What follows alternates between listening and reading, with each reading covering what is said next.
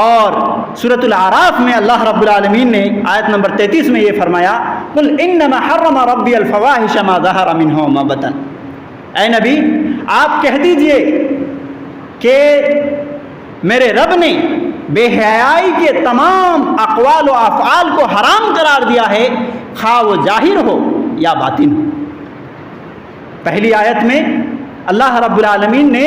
فحش کاموں سے روکا ہے، دوسری آیت میں اللہ رب العالمین نے تمام قسم کے فحش کاموں کو حرام قرار دیا ہے۔ معزز سامعین کرام، اس دو ٹوک فیصلے کے اندر کتنی جامعیت ہے۔ اللہ رب العالمین نے چھوٹا سا ایک جملہ کہا قل انما حرم ربی الفواحش ما ظہر منها وما بطن، اور کتنی ساری چیزیں حرام ہو گئی۔ موجودہ دور کے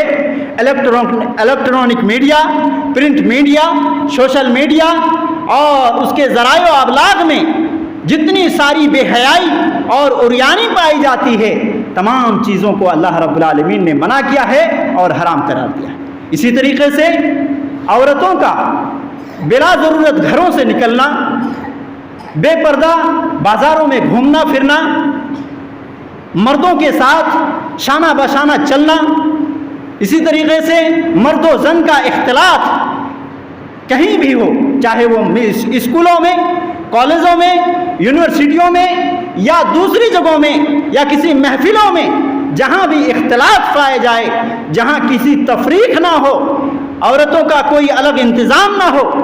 مردوں کا کوئی الگ انتظام نہ ہو، بلکہ اختلاط دونوں جو ہے آپس میں مل جل کر کے جو ہے رہیں، تمام چیزوں کو حتیٰ کہ زنا کو بھی اللہ رب العالمین نے حرام قرار دیا، اور یہ ساری باتیں